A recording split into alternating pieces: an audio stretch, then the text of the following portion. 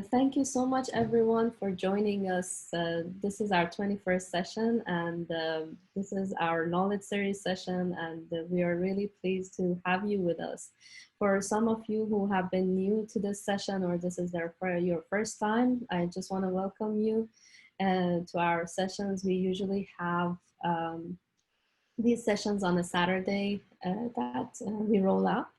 We usually do that right now on a bi-weekly basis. So you're most welcome, to join. We have different sessions each week. We cover different subjects as well. So feel free, to join us and stay tuned for any announcement about the sessions that, we're having. So just a bit of introduction about TCAE and who we are. TCAE is a short of Toronto Compliance and AML Events. We started a year ago, almost a year ago, still not a year, but in October it will be our first year. We started I created this TCAE for the reason of I wanted to make sure that all the events and webinars and the conferences that were happening in Toronto are basically placed in one place, so everyone could get the information and the knowledge of the sessions.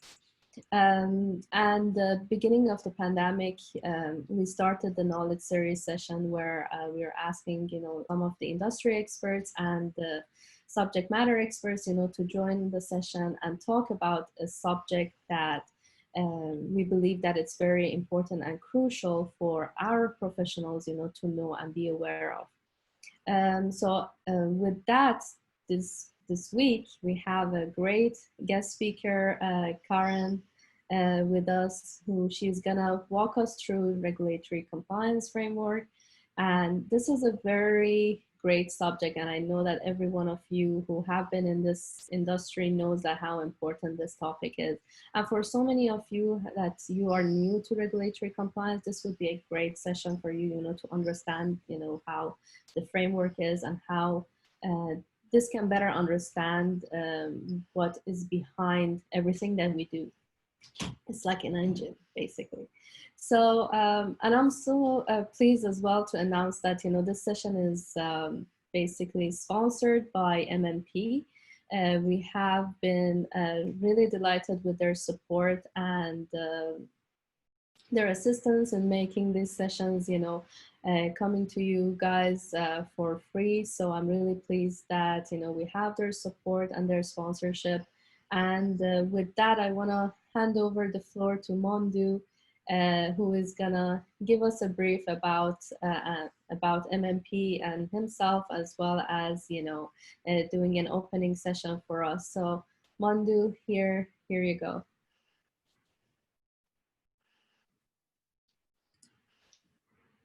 Can you hear me? Yep, all good. Great stuff. Morning, everyone.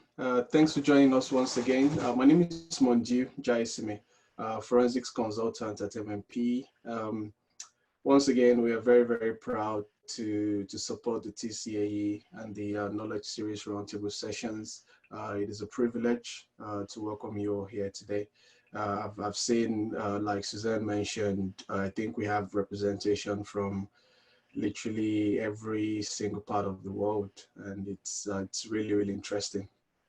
At MMP, as some of you might know, our forensics, AML, and investigative services team is committed to providing tailor-made solutions to reporting entities here in Canada on their AML compliance needs, as well as helping to mitigate, identify, and resolve occurrences of fraud within organizations. The first Knowledge Series Roundtable last week was very, very interesting. We had Bob Kapoor, Jennifer Ford-Smith, and Joseph Aiso join us to share their valuable insight on financial crimes compliance. I'm sure you guys enjoyed it, for those who attended, that is. Thanks to Suzanne once again, Kayla, Miriam for the great work they did last week, and the rest of the brilliant TCAE crew for setting this up again and supporting the AML compliance community here in Canada.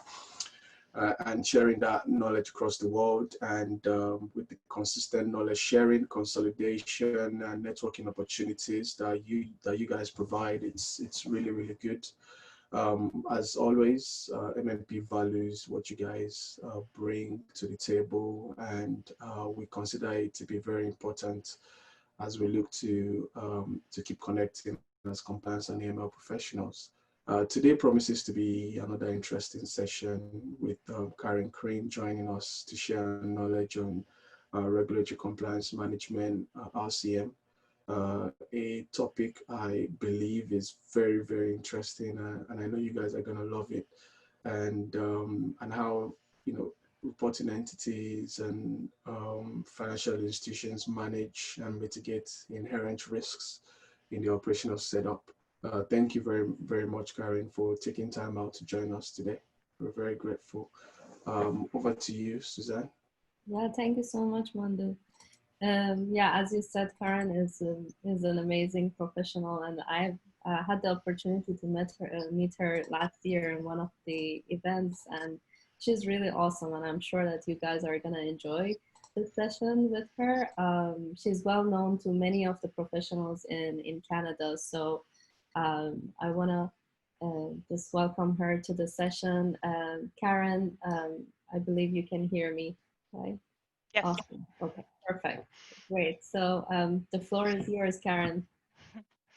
Okay, great. Thank you so much, Suzanne and Mondu and M&P for helping to put this all together. I'm now going to the point where I can't see any video. I'm just on the slide deck. So can everyone see the slides? Are they up? Yes, there. Okay, great.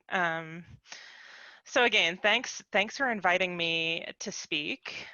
This is just going to be Regulatory Compliance Management 101. So because we don't know what kind of skill level or experience level people have in this, we wanted to start with a basic introduction of the concepts and the general cycle of RCM, which is what I'm probably going to be calling it going forwards, because it's a mouthful to get through every time. So who am I? Why should you listen to me? Right now, I hold the role as the Chief AML Officer and the Senior Compliance Manager for Bank of China Toronto branch. We're a commercial bank, which means that we are a local bank, but we are just a branch of our parent, and we're regulated by both OSFI as a bank and FINTRAC through the AML space. I have more than 15 years now in the industry working in compliance and AML, which are sometimes conflated, especially if you're in AML, you think AML may be the whole of compliance, but there's a lot more pieces to it. AML is definitely the most developed kind of branch of compliance, but RCM is kind of the backbone of the rest of a compliance program. So I've been working in compliance broadly for 15 years. I've always worked in small teams who are responsible for covering all of the Canadian requirements. And that's in addition to parent bank regulations, or sometimes even parent bank regulations through the Americas, which tend to be headquartered out of New York. So for example, I may have had to comply with German, New York, and Canadian requirements in a team of 3 or 4 people to make sure that we're tracking everything. So I've a lot of experience putting this together as small programs and as bigger ones.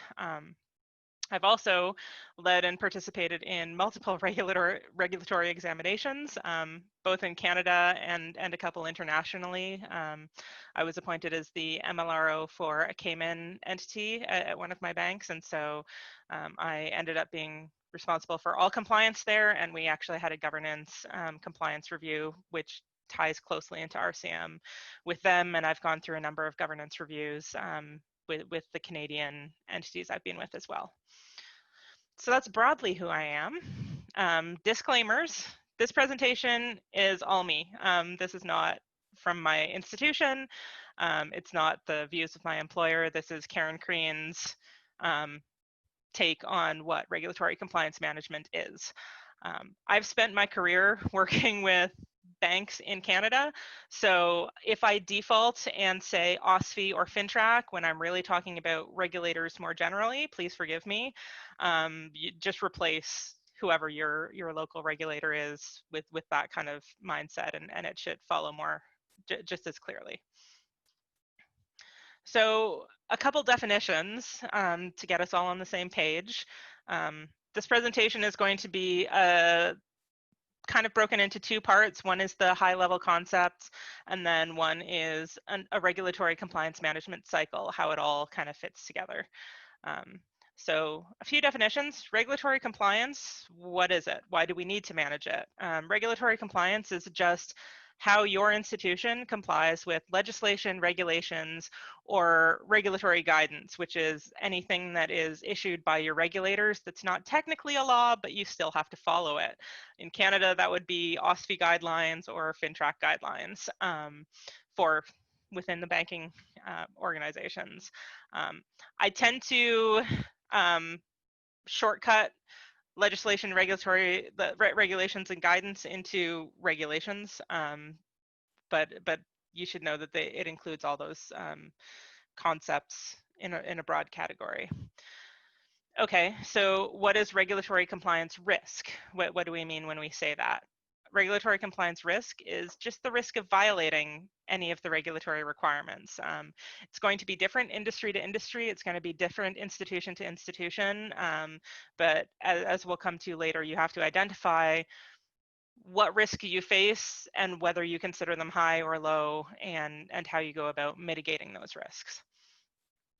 To do so, you're going to need a regulatory compliance framework.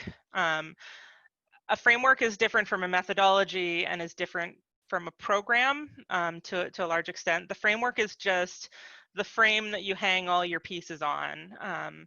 If a methodology is kind of a foundation, the framework is the kind of the studs of a house that you can put walls and windows and doors on, and then eventually furniture and pictures and whatnot. The quote that I've included here is directly out of the OSFI Regulatory Compliance Management Guideline, and it is November 2014, but that is the current one. I'm sure they're working on drafting it, but that is the most current one. And that mentions key control elements. What's a control? A control is anything. It's anything that is repeatable and in writing, to be perfectly honest. So it's a policy, procedure, it's an IT system that you use all the time. It's a checklist that you've developed to make sure that you hit the same points every time you do something. If it is documented in writing, just like in AML, the broader compliance point is if it's in writing, it exists. If it's not in writing, it doesn't exist, and you can't use it as support. So what is RCM really? Why should we care? RCM is how you, as a compliance professional, identify the regulatory risks that are inherent to your business and how you protect your company from missing applicable regulations, changes to regulations, changes to the approach that the regulators are taking on certain subjects. And it's also how you identify controls that aren't actually fit to purpose. You think you have something in place, you think it's doing something, but it's not. This RCM, the RCM kind of framework and systems is how you figure that out and how you protect your institution. RCM is also how you know where to focus your attention. It's easier actually within AML, things generally are high risk. And AML as a whole is considered kind of a high risk regulation, but is privacy the same level of risk for you? Is HR the same level of risk? Probably not, depending on how well documented your processes are. How about tax? Should tax be considered the same amount of risk to your institution as AML? There's a lot of filings, there's a lot of potential for fines. So do you know where you're focusing your time and effort? Are you spending 90% of it on AML and only 10% on all these other areas that have a lot of potential risks? And how are you focusing? So that's one of the things a good RCM program helps you with. And the last point here is also very important. RCM allows you to give the information they need to the board and senior management and the regulators to show that your institution knows the rules and is following the rules. We have a system in place to track them and stay ahead of the changes. No board or senior management ever wants to be blindsided. They can't give a good kind of tone from the top on compliance and addressing the areas of high risk if they don't know where the high risks are. So RCM is what gives the compliance professional the data to present to their, again, senior management, their board levels, to make sure that everyone's on side and understands whether or not what you're doing is inherently risky, whether or not those risks have been properly mitigated. Something else that I'm going to touch on kind of briefly here is how complex does the system used to track RCM need to be? And I'm bringing this up because there's a lot of variations in how people, I'd say, address this within their organizations and how complex people think they need to make things. You don't need to purchase the Cadillac of RCM systems for your organization if you're not in a heavily regulated industry, if you're just tracking 4 things. If you only are tracking HR law, you probably don't need something that tracks every potential law in the world. You don't need something that tracks all the international standards, but not Canada, if you're in Canada. You don't need something that tracks the Canadian standards if you're in the UK or if you're in Pakistan or wherever you happen to be. So it should be a good tailored approach. And again, depending on the complexity of your operations, you might be able to get away with an Excel spreadsheet. That might be sufficient. Now, in a financial institution, that is not sufficient.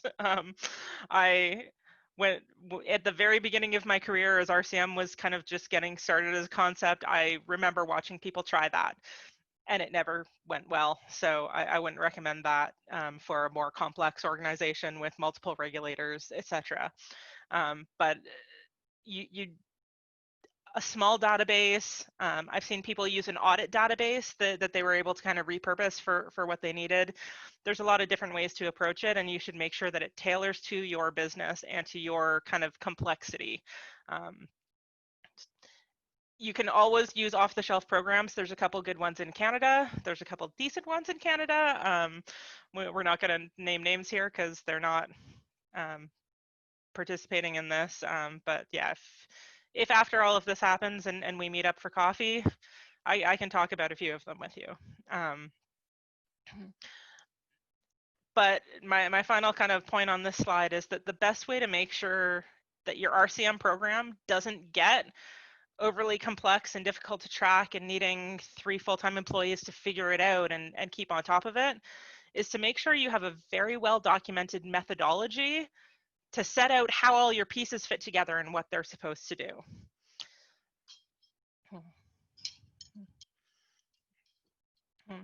So what is a methodology? And a methodology, to be honest, in the way that I approach things, a methodology is the math. It's the document that sets out how are we going to do this without considering the inputs and the outputs real-time data.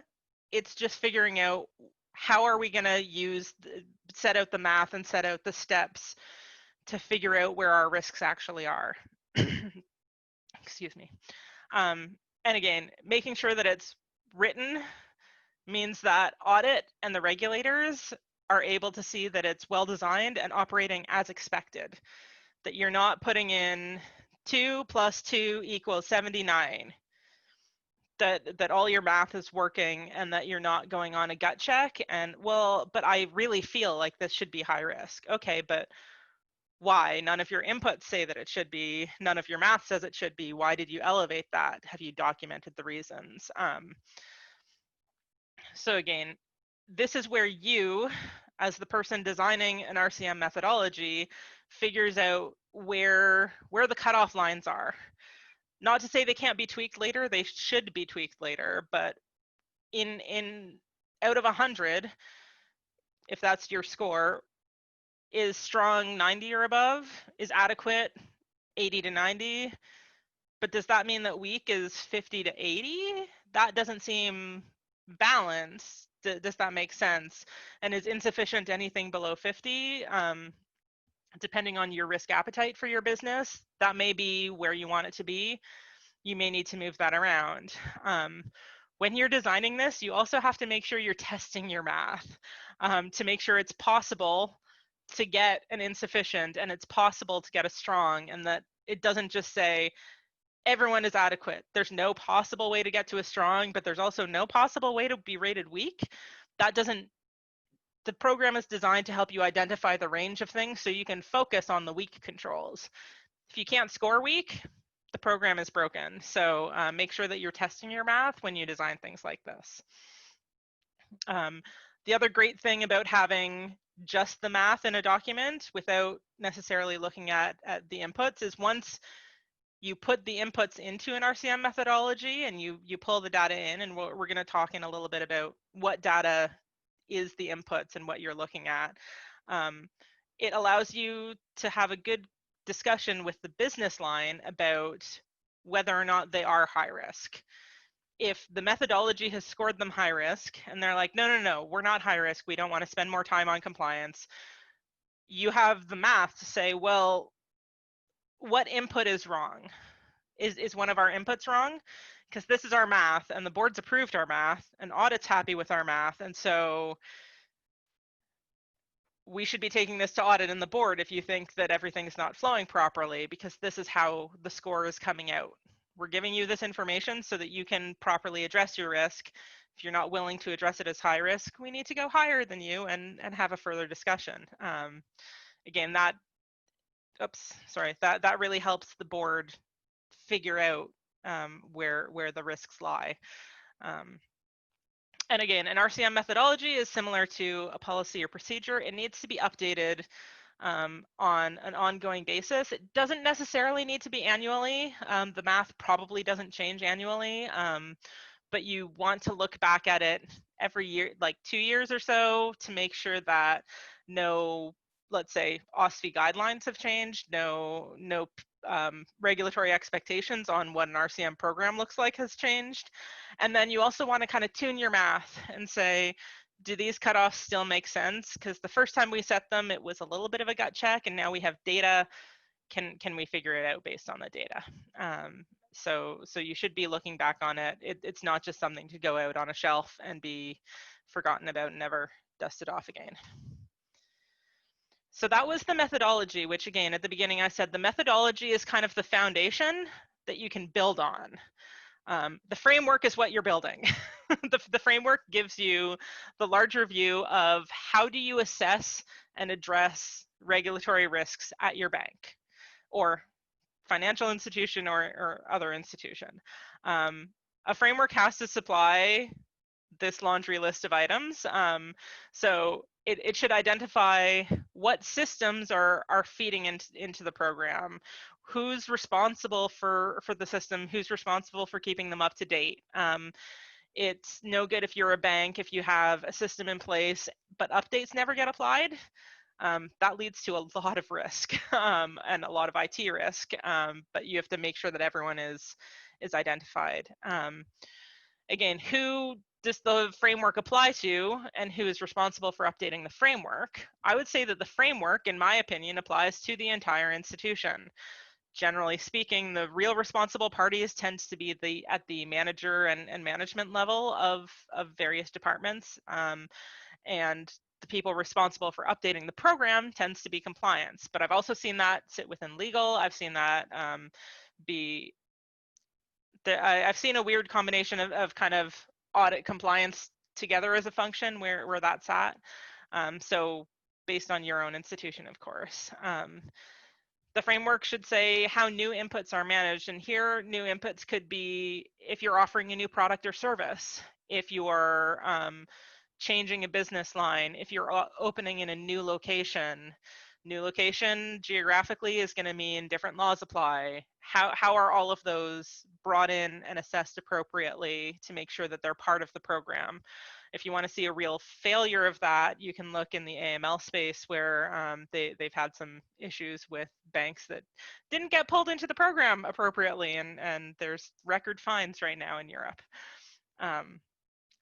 Another thing that should be considered is how testing results are used. If audit comes in and does a review and finds that the controls are great, does that mean that the controls become rated strong? If they find that none of them are working, does that change it to weak and then lower the risk of that regulation in, or sorry, raise the risk of that regulation in your ongoing assessment? And then another thing to consider is override capability. If everything looks kind of fine, but we've done a little bit of testing in one area that based on our findings there, that one area is going to be, you know, their score is going to be lowered. Their controls are actually weak. And we know that's the same control across the whole institution, but we haven't done it everywhere else. Who can override that result, even though testing hasn't been done, to make sure that everyone is on the same level? Because we know that that privacy control is weak. It should be kind of showing up as weak across the board. Who and how can you override things? And then finally, what reporting is done and who receives it? Because again, a great RCM framework is no good if no one ever gets the outputs of it, which is the final reporting. Which brings us into the RCM cycle. So this is just one way of approaching it. Some people will combine bits of these. Some people will pull them apart into kind of more granular layers. This is just one way of looking at it. Again, this is the Karen Creen approach.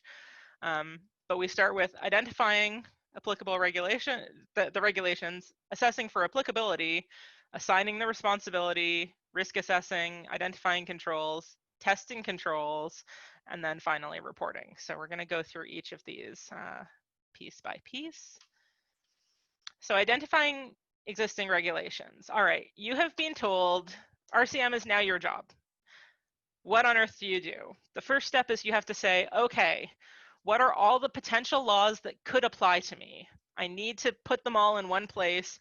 I don't care if they're applicable or not. I just need to know what's the entire ballpark I'm looking at. You don't have to go crazy. If you are, say, a bank in Canada, that means you're regulated at the federal level. So for privacy, you need to call out the federal privacy, you know, probably the Office of the Privacy Commissioner, publications, and PIPEDA, but you don't need to call out like Alberta Privacy Commissioner or Ontario Privacy Commissioner. You're not regulated there.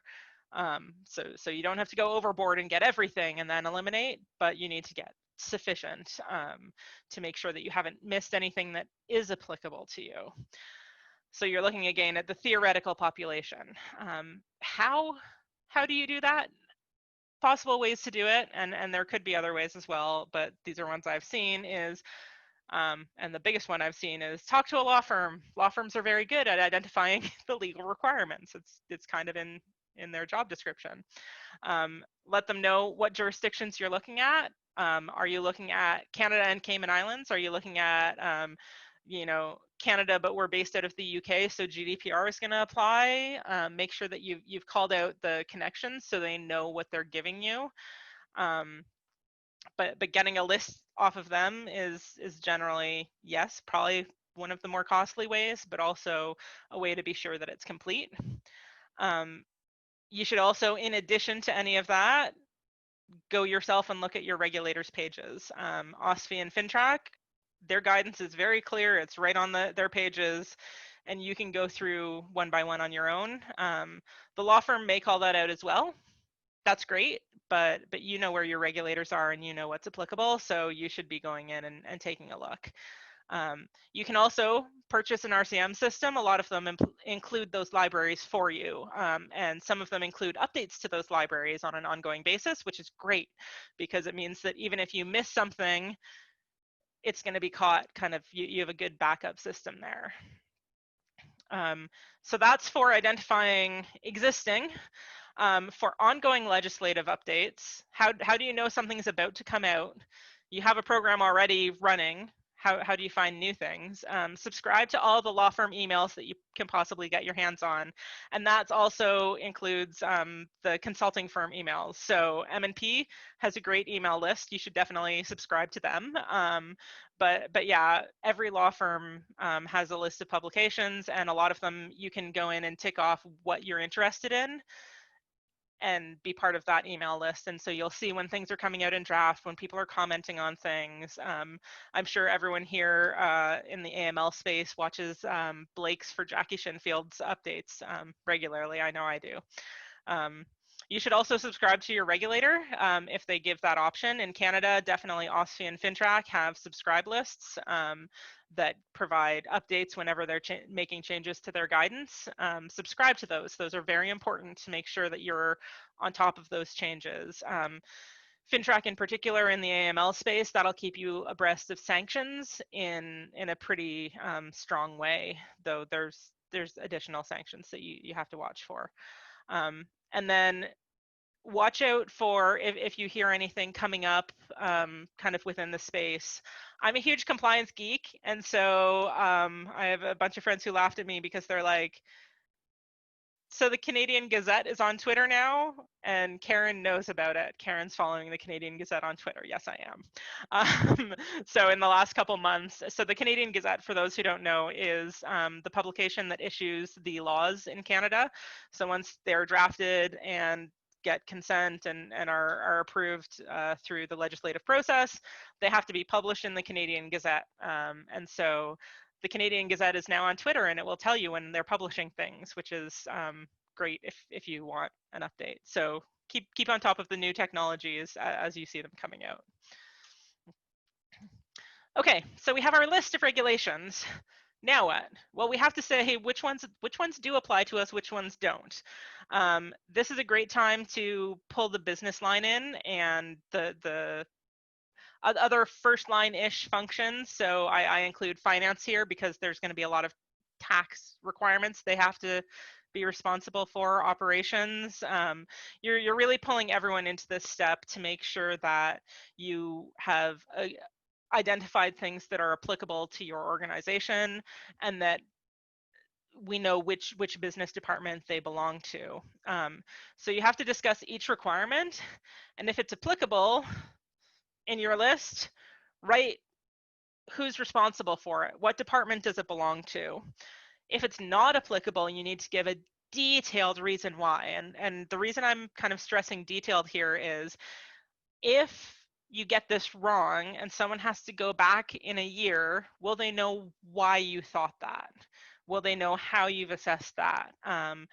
If it's right, and it's the final paragraph of a 72-page law says, oh, but this is not applicable to financial institutions, carrying on business as banks. Great. Does that mean that every time someone goes back to check and make sure that the applicability was properly assessed, they have to read the whole regulation down to the final paragraph on page 72? Or does your note say, as per page 72, this regulation is not applicable to banks? And so they can go, oh, okay. Yep, that clause is still there, we're good. So make sure that it's detailed enough that 3 years from now, you remember what you were thinking, because that may be how long it is before there's an audit. It may be 5 years out, and then the regulator comes back in and says, great, show us how you made these decisions. And if it's just applicable, not applicable, applicable, not applicable, they're like, but how? Why? Why did you make that decision? You need to make sure it's a detailed assessment. And then my kind of penultimate bullet here is make sure that the applicable department agrees that it belongs to them, because it's a lot easier to get them to make controls if they have previously agreed that, yes, this belongs to us, than when they're saying, no, it's not us, it's operations. And operations is saying, no, it's not us, it's finance. You need to make sure that you've stopped kind of the finger pointing. Maybe it's both of them. Maybe it's neither, or maybe a new role needs to be assigned that has that responsibility as part of the role. This is where you can kind of take that time and figure that out. Remembering that regulations could be, as I said, it could be both. It could be applicable to multiple areas of the company. Okay, we have our list, we know who's responsible. Now we need to know how risky the requirements are so we know where to focus. Not everything is risky in all areas at the same time, even when it's the same requirement. As I say, there's a difference between worker safety requirements and sanctions requirements. An example I like to give is that my mother works for a power company in Toronto. She's an occupational health and safety nurse. Occupational health and safety is super important at a power company because if you get that wrong, people get severely injured or die. And so it's an area of huge concern. They put a lot of resources to it. In a bank, if you get occupational health and safety wrong, what's going to happen? Someone's going to trip. There may be a fire hazard. I mean, some of it comes down to don't drink the toner. You should know that already though, right? So you need to make sure that like occupational health and safety in a bank, we're going to spend not all that much time on it. Like, do we have a first aid kit? Great. Is it labeled? Great. That's are we doing the minimum standard? We don't really need to go above and beyond. In a power company, they need to go above and beyond. They need to keep everyone safe all the time. Sanctions in a bank, we need to go above and beyond. We need to make sure we're not violating anything and we're spending a lot of time and resources there. There's no sanctions requirements in a power company. They don't care about that. So it's really it's really industry specific, and it's also specific, like broker dealers have different requirements than banks, have different requirements than credit unions, and things get, you know, complicated in different ways when you're looking at it. You also make sure that not everything is high risk. It's really, it's very, very true. Oops. Not everything is high risk. You need to make sure that your methodology allows you to refine your scale so that you have low, moderate, and high risk items. Maybe you have a 5-point scale. 3-point tends to be good enough, from my experience at least. When it gets more than that, you need to justify how you can say, well, why is this one low moderate and not just low? Sometimes you really have 3 different high risk buckets and low risk, depending on how you look at it. But the way that I'm defining risk here is that the inherent risk of violating a control, or sorry, violating a regulation, is the risk of it happening, the risk of occurrence, times the cost of violation. And when I say it that way, it should be pretty clear. Then you have to start defining some things. Okay, so the inherent risk, that definition stays the same. It's the risk of violating a control, a regulation. Keep saying control. What do I mean by risk of occurrence? You need to define this for your company to make sure it's clear. And sometimes this can be defined differently depending on the business line, the type of, regulation it is. Sometimes you have 2 different ones and you're going to have to choose between which one applies in which situation. But it may be judged by time. How long does the violation go on for? Some things, if you miss something by 4 days, oh my God, that's a huge problem. If you miss something by 6 months, it's not a huge problem, depending on the regulation.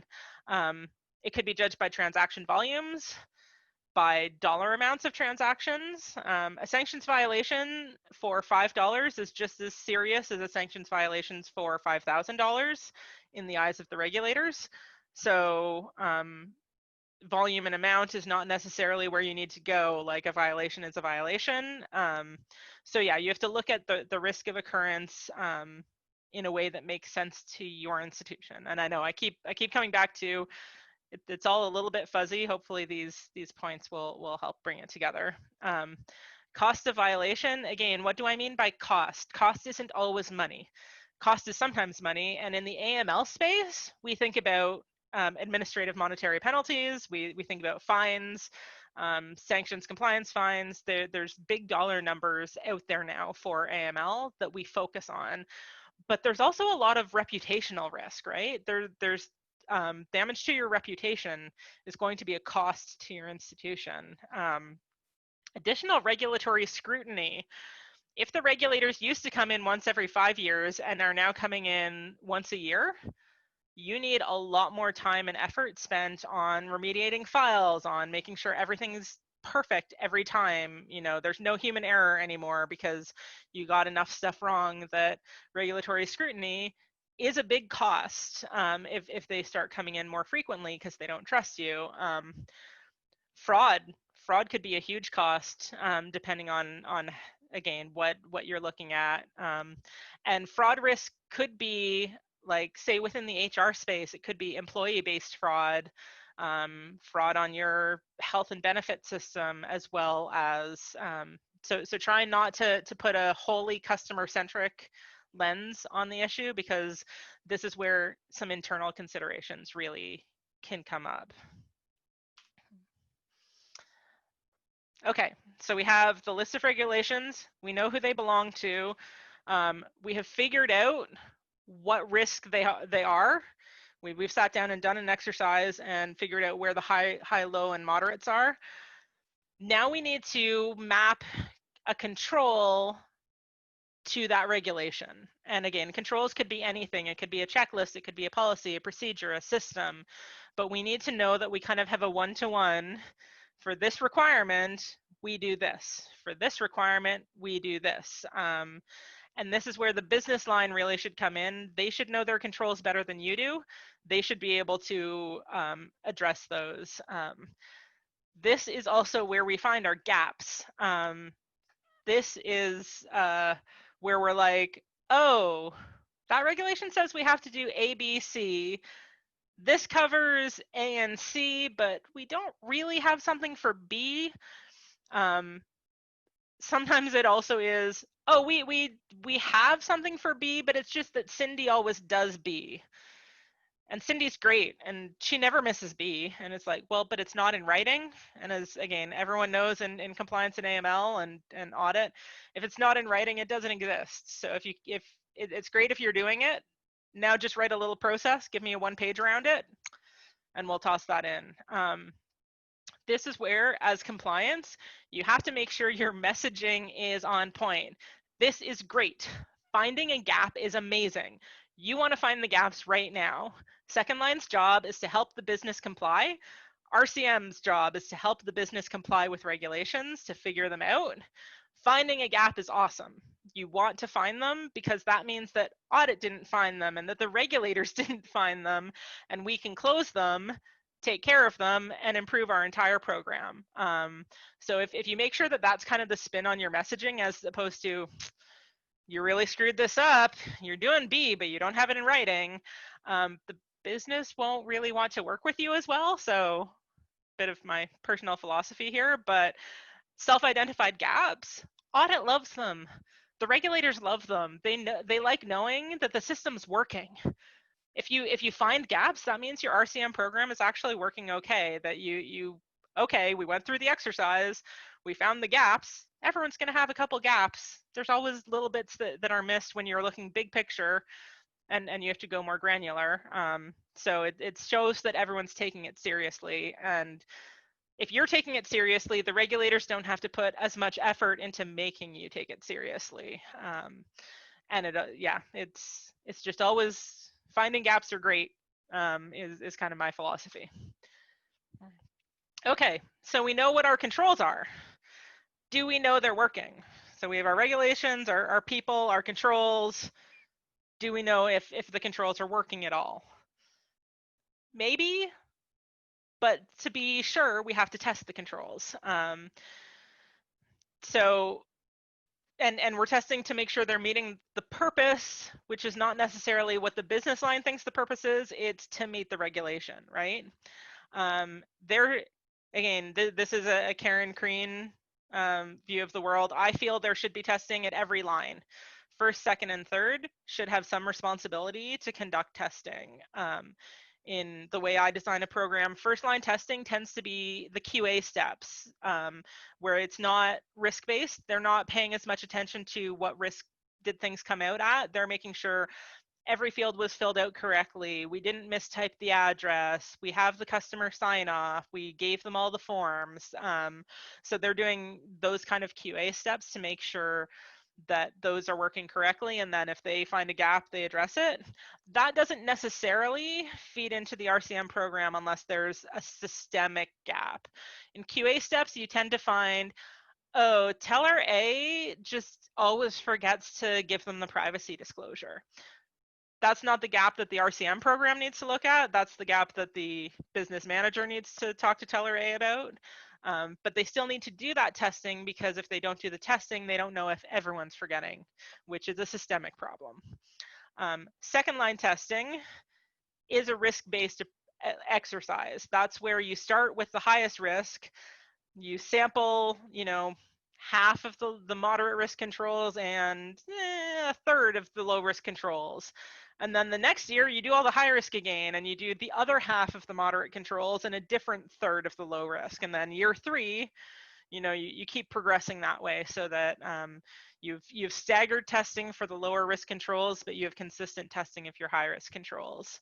And again, the second line testing is where if there's a gap identified, especially in a high or moderate control, that feeds back into the RCM program, where the risk equation is now, okay, it's a high risk control, a high risk regulation. They have a control in place. It's not doing so hot though. So it's going to come out with a riskier score than they have a control in place. It's strong. It comes out at a higher, like a moderate risk instead of a high risk in the ultimate approach. Third line testing, a lot of people are like, third line is only testing. Audit does more than just testing, but audit takes a holistic approach of the whole bank in a way that second line, again, tends to be kind of more narrowly focused. Audit has their own methodologies and procedures, and they take a broader look. Audit will also look, excuse me, at the RCM program. So they're going to look at like the actual controls as part of their other audit testing, but they'll also come in and do a look at the program and say, your math is wrong here. You're telling me that 2 + 2 = 7. So you're going to need to fix that. Again, I personally feel that's great. They're a double check on me. I don't always get it perfectly right. Having someone else and having the confidence that someone else can come in and look at it gives me comfort at night that I'm not totally off somewhere and I don't know about it. So they do come in and test the design and implementation of the RCM program in addition to the normal audits that they do, all of which again should feed back in to your RCM program. It does get a little bit weirdly iterative when you're like OSFI guideline E13, which is the regulatory compliance management, is part of your RCM program, but it is what it is. Okay, so we've done everything. We've identified we've identified the regulations, figured out if it's applicable, appointed people to own it, found the controls, tested the controls. So now we can put that all into our final math, and we can figure out what the final risk is of these controls and of these regulations to your organization. So the residual risk is just the inherent risk that we previously identified times the control effectiveness. And as I've said, control effectiveness is, does it exist and is it working? So sometimes you need to override things. If you haven't tested the control, you may need to lower it a little bit until it gets tested where it can be improved again. Again, make sure that whatever math you're using is well defined. It's not a process if it's not repeatable. And it's not a process if a different person can't repeat it in the same way that I did it. So make sure it's clear enough that if I win the lottery, is my bank still okay with the RCM program? And as I said, include the possibility for overrides to better reflect what you know is the reality. Again, if you've tested a branch in PEI and know that they have a problem with the privacy requirements out there, and you know that that's going to be a systemic issue across everyone, you're going to need to override Ontario down a little bit because of the privacy issue identified there until you can test everyone and show it's actually better in Ontario for some reason. So make sure that there's something built in there for the chief compliance officer, sorry, to be able to jump in. This is also where you get to use your pretty colors, which is part of why I put this in the bottom here. Reports get really bland when you give them out. A lot of people will gravitate towards the, okay, for business line 1, they're actually high risk. Why are they high risk? Oh, they're moderate risk because their controls are okay. Business line 2 is medium risk inherently, but they have strong controls, so they actually go down to low. This is also where the business line can say, oh, if we improve the controls, we might be able to move that high to a low.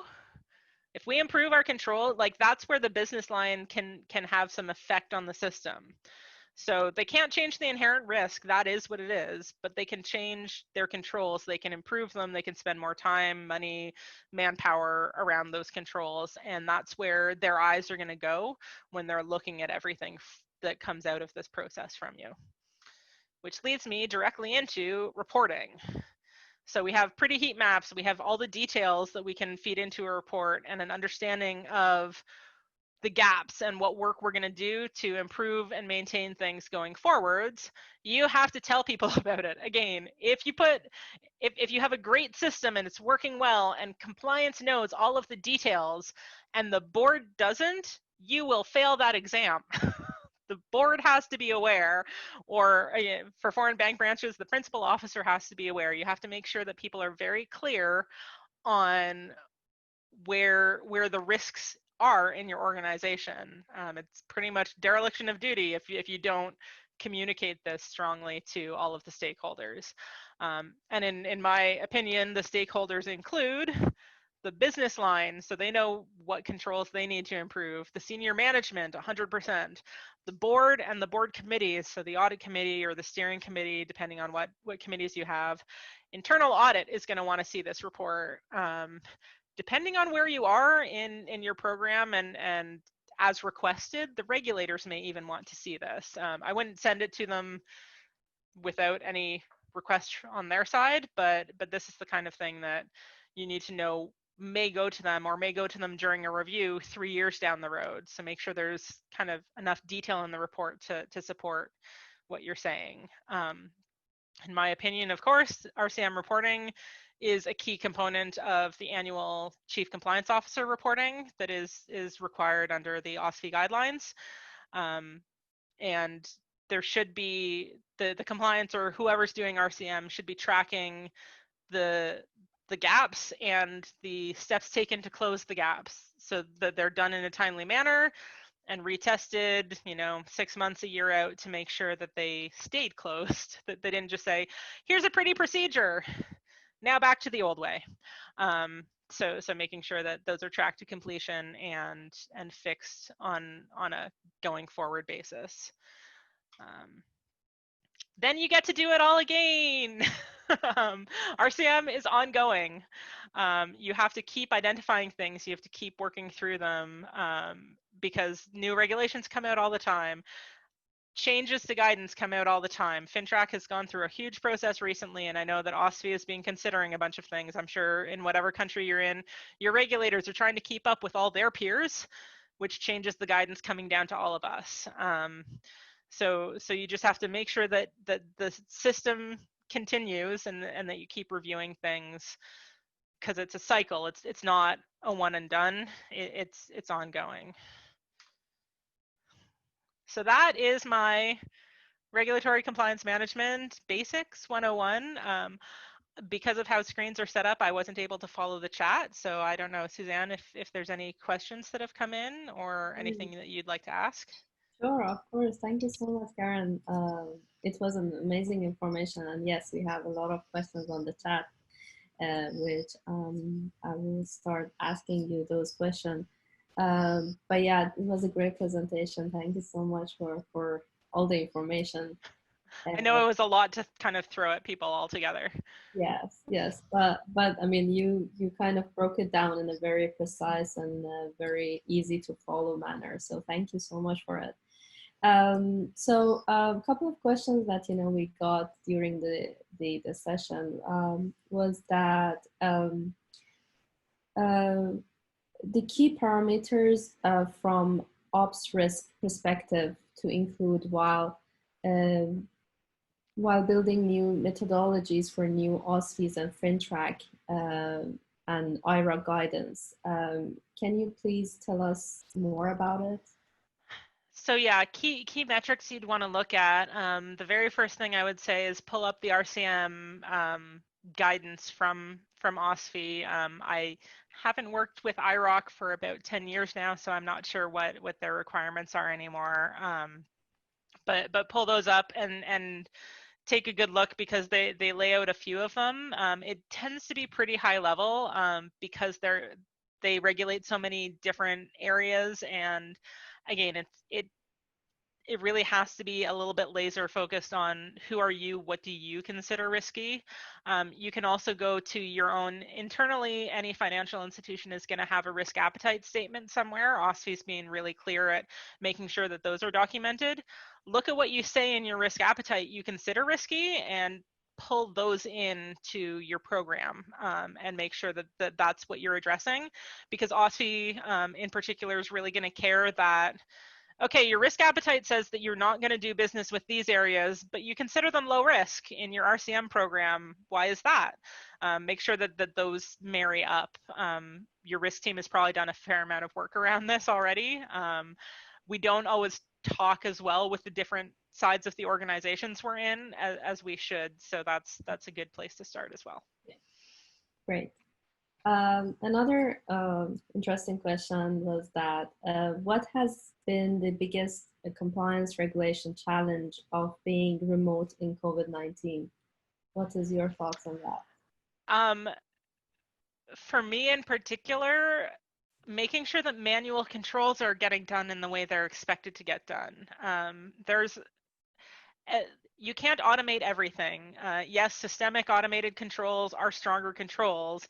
That means your riskier controls are the manual controls. Okay, we had checklists. Who's signing off on the checklists? How are we signing off on them? Is someone just copying and pasting their boss's signature across it? How do we know? How is that being tracked? How is that being maintained? And how are we testing those controls? I'd say is the area I'm personally most concerned about making sure is that there's kind of detail and backup around it right now. Mm-hmm. Yeah, that's a good point. Another interesting question was that, like, we know and understand that, the creating an effective RCM is very crucial. How do you think that, the tone from the top is gonna affect on that? Oh, it has a huge effect. Creating an effective RCM program, in my opinion, that's the core of the compliance program. I worked at an institution where audit came in and was like, well, your RCM program's not great.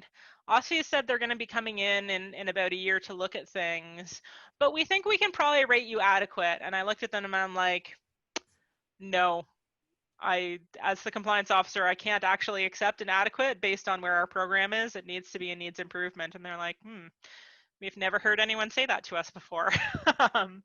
But we knew that the regulators weren't going to, accept that. And I actually needed to get senior management involved there, explain to senior management what the issue was going to be, and they agreed. But if you can communicate where the risks are clearly to senior management, then they can see. They can't give an appropriate tone from the top unless they know where the risks are. They can't tell you, I want you to focus here, not there, if they haven't been told that this is the high risk and this is the low risk. If they switch those and say, oh, spend all your time over here, you have to, it's very important, you spend all your time over here, this is what's making us money. If that's the low risk area and we have a high risk area here that we're neglecting, they can't give me the they can't give the business lines the tone from the top that the business needs to hear, because the business is just going to hear, you need to make money, focus over here, the boss said over here. So the boss needs to know this needs 20% of your attention at least, and like, yeah, 80% making money, but this can't be 5%. It needs to be, you know, important and fulsomely done. And we've seen that a lot in the AML space, and we need, I think, to see it a bit more in the compliance space, which is where RCM really comes in to help balance out, because there's more compliance regulations than AML regulations when it comes down to it, right?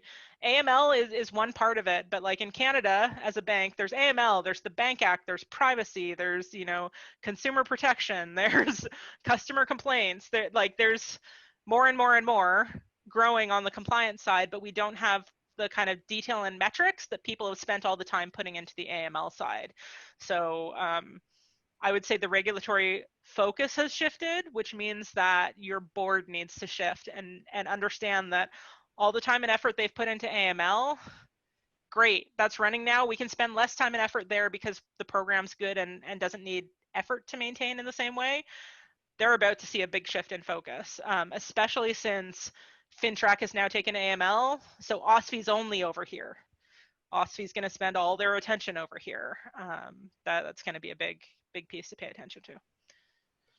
On that last point that you mentioned about OSFI taking over, what are your thoughts on that? Do you think that was that is a good move?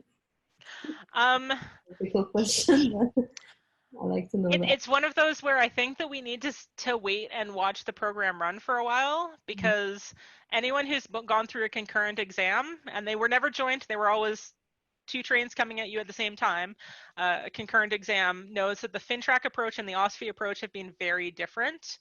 And so if FinTrack keeps their same approach without adopting any of the OSFI pieces, I think that it's not as strong as even when they, and I didn't, getting ready for a concurrent exam is difficult, I think is the diplomatic way to say that. So going through a concurrent exam is hard, but it made you a better kind of institution. But FinTrack tends to be a lot more, I'd say, in the nitty-gritty details, and not look at your overall program. And so depending on how FinTrack's focus changes, it'll make a difference. So I think we have to run with it for a while and see. Yeah. Absolutely. I guess the last question that I want to cover is the last question, I think, from Irshad, is that, can you please share some insight into RCM testing methodology, like sample population, governance model, remediation timeline, communication, business in case of identified risks, identify gaps? That's a big question. That may be something where I reach out with Suzanne later on and say, okay, so can we do a 201 level of RCM? Because a lot of that is kind of, that's where we get into the weeds a little bit. But in general, you should make sure to design your program so that you are testing commensurate with your risk. So if say you have a population of 1,000, if it's a high risk population, you're going to test maybe 250 of them, maybe more, depending on your results. Whereas if it's low risk, you can maybe get away with 100. You can get away with less. So you can design that. Again, that's within your own methodology, your own institution, and you should never design it around what man hours you have available. You should design it and then figure out the man hours and then apply it, and go to your board and say, actually, I think we need 5 more guys, or no, we can make this work with the people we have. A way to make it work with the people you have sometimes is to say, okay, for a well-controlled, thing that we're testing, we're going to test 100 of this high risk. And then if the failure rate is more than 10, more than 10% failure rate, we're going to test 200. And if that stays the same, then they fail the control. Like you can, but if they pass the 100, you can pass that control, and it's because it's tested on a more frequent basis, you can say that that's okay. I mean, that's just one of the many subjects you kind of listed there, Suzanne. So Yeah, I think that could probably use its own discussion. absolutely. No, that's a very this is a very lengthy, I think, topic. We need to have a separate session only concentrated into that. But thank you so much for giving your insight into it. Yeah, again, this is the backbone of compliance in my experience. If you don't have this, you don't know where your compliance program is. You don't know where your risks are. And as a compliance person, you're not focusing your attention correctly because you don't, maybe you're spending all your time on privacy because, oh no, GDPR just came out, but actually the changes FCAC is making to like customer provisions and customer protections is going to be way more important to you. Maybe they're putting more fines out or more risks out, and so you need to focus your own attention appropriately. Absolutely. Thank you so much, Karen. We are over the hour, so thank you so much for giving all the insights and sharing all the experience that you have. Definitely, this is a topic that we want to come back into it, but I thought, let's have the first one-on-one session so that everyone could get the basics out of the way and understand some of the foundation stuff. And we're gonna have more sessions on this, to give you more brick by brick, and building, the knowledge foundation for you. So thank you so much, everyone, for joining and staying with us. Thank you so much, MMP, as well, for sponsoring us. Thank you, Karen. It was a wonderful session. Thank you so much for your time and everything. And thank you guys, for joining. I'm sure that you might have more questions from us, but please make sure that you can reach us anytime, after the session if you have any burning questions. And we are gonna send you the link for the knowledge test after the session by end of today. You are gonna receive an email from us. So you can do a kind of a mini test, and then once you pass the test, you can receive your certificate of attendance. Make sure that you have like 5 days to do it. So just take your time. You can do it anytime that you like. And we're gonna send it to you after the session with the recording of today's session as well. And we're also having, we would appreciate also having your feedback and testimonial for our sessions. So we know that, what to work on, what to do better, what do you like to see for our future sessions as well. So we will put the feedback link as well on the email when we are sending it to you.